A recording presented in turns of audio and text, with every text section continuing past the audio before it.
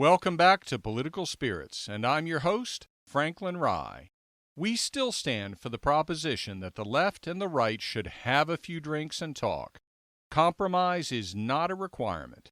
If those discussions result in us changing or even abandoning our positions, that's fine.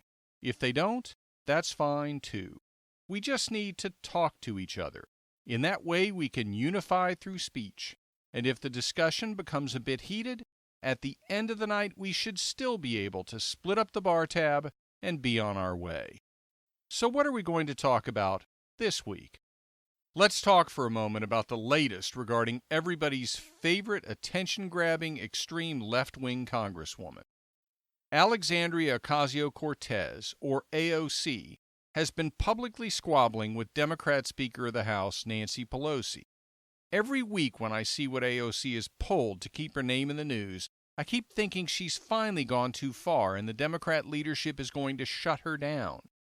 And every week I find that the Democratic leadership is so invested with and afraid of the far left in the Democratic Party that they won't risk offending them by effectively muzzling AOC.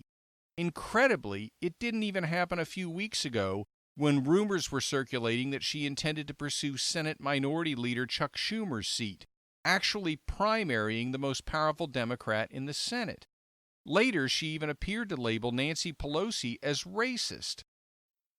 There have also been the ridiculously dramatic, over-the-top photo opportunities, like when AOC was caught having herself photographed in an obviously staged position with her hand over her face standing next to a fence, purportedly overcome by tears at the sight of immigrant children caged within the fencing. It turns out that a wider shot leaked and she was actually standing next to a fence in the parking lot for a border facility. The mocking and memes from the right were endless. But it still didn't cause the party to shut her down. I think that the leadership of the Democrat Party, especially Nancy Pelosi, understands that AOC is actually damaging the Democratic Party's chances of winning in 2020. She even mocked AOC and the three other most extreme leftist congresswomen with which she tends to associate: Ilhan Omar, Rashida Tlaib, and Ayanna Pressley, the congresswomen from Minnesota, Michigan, and Massachusetts, respectively, sometimes referred to as the Squad, after she voted against the border spending package and criticized Speaker Pelosi for eventually supporting it. Pelosi mocked them by saying they were only 4 votes, pretty clearly saying they don't bring any other votes with them. Pelosi's direction to AOC and the rest of the Squad was not to use Twitter to criticize fellow Democrats. Did her direction have the intended effect? Well, at the time Pelosi issued her comments, AOC was already talking to The New Yorker to rebut them. Well, AOC finally may have gone too far. Apparently, the Justice Democrats' Political Action Committee, with which AOC is aligned, which helped get her elected and whose founders include her chief of staff, Saikat Chakrabarty, has been trying to recruit candidates to primary Democrats, and those Democrats happen to be black. Those purportedly targeted include Representative Yvette Clarke from New York, Joyce Beatty from Ohio, Emmanuel Cleaver from Missouri, and Anthony Brown from Maryland. For more details, see the July 12 edition of TheHill.com and an article by Scott Wong entitled "CBC Lawmakers Ripped Justice Democrats for Targeting Black Lawmakers for Primaries." Now, AOC has done so many things that I found ill-advised that nothing would shock me. But a Democrat recruiting challengers for Congressional Black Caucus members is stunning. What on earth could she possibly be thinking? I'll give her credit for one thing, and that is a dubious distinction. Specifically, she is better than most politicians at speaking absolute nonsense with complete confidence and an outward conviction that makes you absolutely convinced that she believes what she's saying. Maybe she does. But if you think about the way she markets herself, the Twitter aficionado that she is, you get it. If there's one thing Twitter has in absolute endless supply, it's massive numbers of people with non-existent or minimal qualifications supporting the opinions they express, stating those opinions as absolute, proven, and incontrovertible facts. It's almost as if we should refer to Congresswoman Alexandria Ocasio-Cortez as Congresswoman Twitter. So what's going to happen now? Well, I don't see how the Democratic Party can afford to anger the Congressional Black Caucus on this point. It seems like they're going to have to bring AOC and the Justice Democrats with which she's aligned under control. Now, it's been a while since I used an analogy to fishing in this podcast. In fact, the last time may have been all the way back in episode 13 entitled Legislative Chum. So I think it's time to do it again. To illustrate the position AOC and the Justice Democrats have placed themselves in, I'll tell you a story about a good fishing buddy of mine who came down to Florida from the Midwest to do some fishing with me. At the time, I was a young professional, and like a lot of young guys, I chose to put my money into toys. Now, at that young age, I should have been investing, and I was doing some investing, but to a much greater extent, I was financially committed to the care and support of a high-speed offshore fishing boat. I had so many rod holders on that boat that you'd think I owned a tackle shop.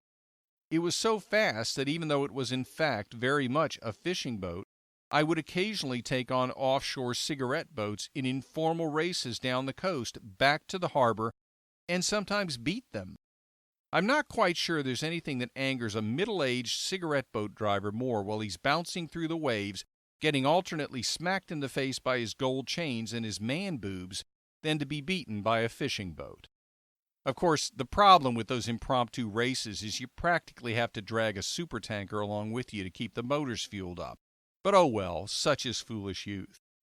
So what on earth does this story have to do with AOC and the Justice Democrats recruiting candidates to run against Congressional Black Caucus members in the Democrat primaries? Well, that fishing buddy of mine that came to visit learned to fish in the Midwest. Catching bass and catfish on a lake from the shore or from a bass boat is a far cry from running to the Gulf Stream off the southeast coast of Florida. I was convinced he'd have a great time, and I was hoping we'd pull in some big mahi-mahi or maybe a tuna or two. But that day the seas were rough, and I have to admit that in my youthful vigor, I was still a conservative politically, but I wasn't conservative at the throttle. And my friend from the Midwest made two mistakes which are not surprising from somebody used to fishing fresh water. And frankly, because that was the second offshore boat that I owned, and it was much faster than the first one, I was just getting used to it, and it didn't occur to me to warn him. The first mistake he made is that he chose to wear swim trunks, baggies to be exact. And the second is that rather than standing behind the center console of the boat, or better yet, even closer to the stern, he chose to sit in the seat in front of the console. That placed him further forward on what you could call the lever arm of the boat. And if a boat launches off a wave, the further forward you are on the lever arm, the harder the impact will be when you land. So what's the problem with baggy swim trunks? Lack of support. I'm not going to go any further in describing that problem. So what exactly happened? We roared through the inlet loaded up with so many rods, lures, and baits that we looked like the world's fastest sporting goods store. We hit the first big wave, and we were airborne, and so was my buddy. He was tossed up off the seat, but they, and if you're following here, you know what I mean when I say they, were following behind him. So as he rose in the air, they didn't quite go as high as he did, but they were right there under him when he came crashing down on the seat as we landed in the trough to climb the next wave.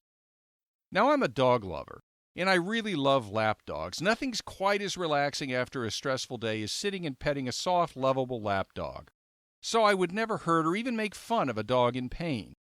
So don't think I'm uncaring about our pets when I tell you that the sound that came from the front of the console on that boat when we landed sounded like somebody had stepped on a Yorkie. Now, the problem, of course, is that when you're running through the entrance to the inlet, you sometimes encounter the biggest waves, other than out in the Gulf Stream, and those big waves are not going to be limited to just one. So as we pounded off one wave after another, that Yorkie just kept yelling, until finally the tall seas flattened out a bit, and my buddy came crawling to the stern of the boat. For any of you out there who are concerned for his health, I should just let you know that he now has 2 wonderful kids, so no damage done. So once again, what on earth does this have to do with AOC and the Justice Democrats recruiting opponents for Congressional Black Caucus Democratic members of Congress? Well, let's just say that the Democrat leadership has to bring them into line. And obviously, while the Dem leadership won't literally use violence, both the AOC and the Justice Democrats are going to feel like my fishing buddies' Brussels sprouts after that trip through the inlet. And if the Democrat Party doesn't bring AOC and the Justice Democrats in line, they're going to have serious problems. As I've said before, unless we go into a recession, I think Trump will win re-election. But if this keeps up, he could win in a big way. Next topic.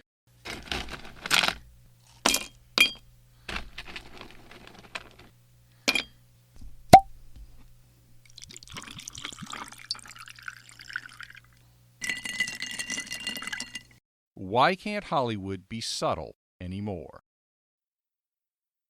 I get tired of being lectured to by Hollywood, and I suspect many of you do as well. I know I read lots of articles about Hollywood left-wing lecturing and virtue signaling in its films and TV shows, and there's nothing quite as irritating as watching a Hollywood star use their pulpit at the Academy Awards to chastise much of the population of America that has the audacity to hold different political views from those of whatever pampered Hollywood star is speaking. But I will say one thing that's a little bit outside of the conservative norm. I know the Hollywood lecturing and virtue signaling has accelerated and has become more obvious, but it isn't really new. They've been doing it for decades. The problem now is that they've become overwhelmingly obnoxious about it, and the fact that they feel free to be so overt and extreme in their criticisms of roughly half of America is proof that they're living in a bubble. Their views are constantly being reinforced by their fellow actors, studio executives, agents, and the rest of the Hollywood elite, as well as a media that not only agrees with them but treats them in a worshipful manner in hopes of getting interviews. God forbid any of these Hollywood elites actually had to have a political conversation with a conservative or a traditionalist who was a Democrat, but now just wants our politicians to focus on protecting American citizens and advancing their economic and security interests, rather than ignoring an out-of-control border and embracing ever more extreme leftist proposals. I'm sick of the constant competition for each film or TV show to be more woke than the last one.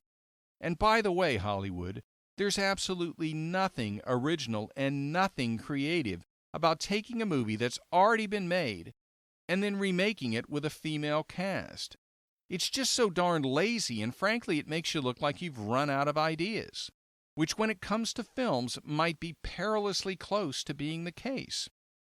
Although having said that, you'll see in a few minutes that I'm going to close this podcast episode with an example of some entertaining and truly original filmmaking.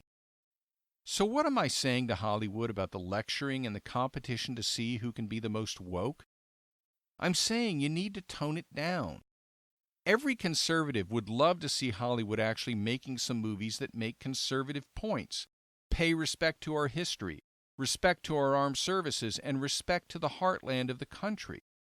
I, for one, have said before that I would most like to see Hollywood produce an epic film about the horrors of communism and celebrating the bravery and achievements of those who managed to escape from communist regimes and then made it to freedom in the West.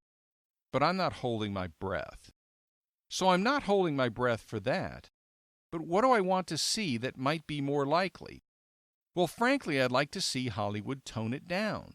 There's no reason their left-wing messages have to be so overt, so obnoxious, so preachy, and so disrespectful to those who see things otherwise. Let me give you an example of what I'm talking about from a television show from my youth that has become legendary, a cult classic. It's the original Star Trek.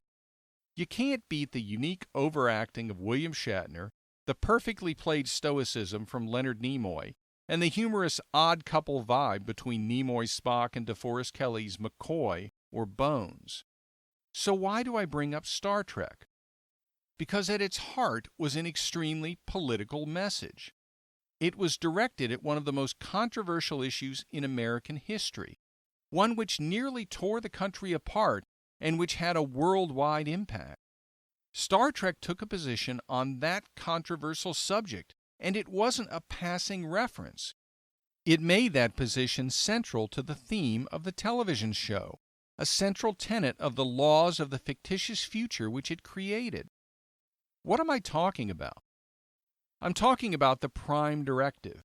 And I'm really going to sound like a nerd now by telling you that it's also known as Starfleet General Order 1.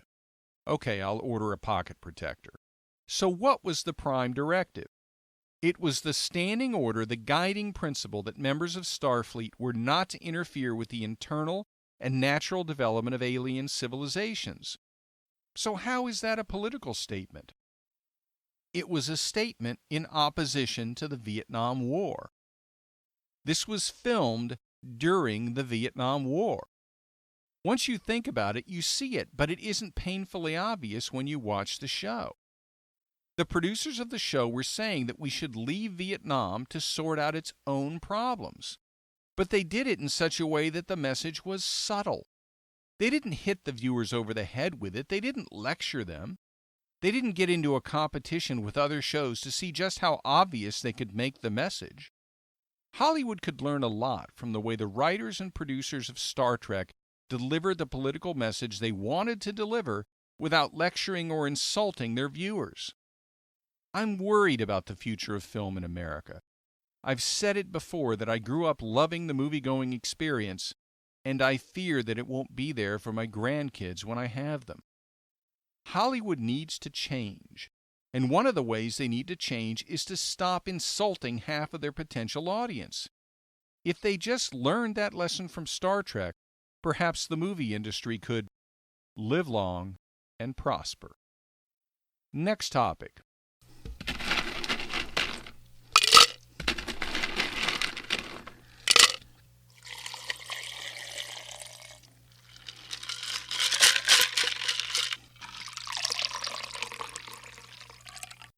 Yesterday was 4 days ago. 4 days ago, I saw a movie with my son that was one of the most original films I've seen in a long time. The film was Yesterday, starring Himesh Patel, Lily James, and Kate McKinnon. I'm not going to give you a spoiler alert here because I'm not going to reveal enough about the movie to warrant one.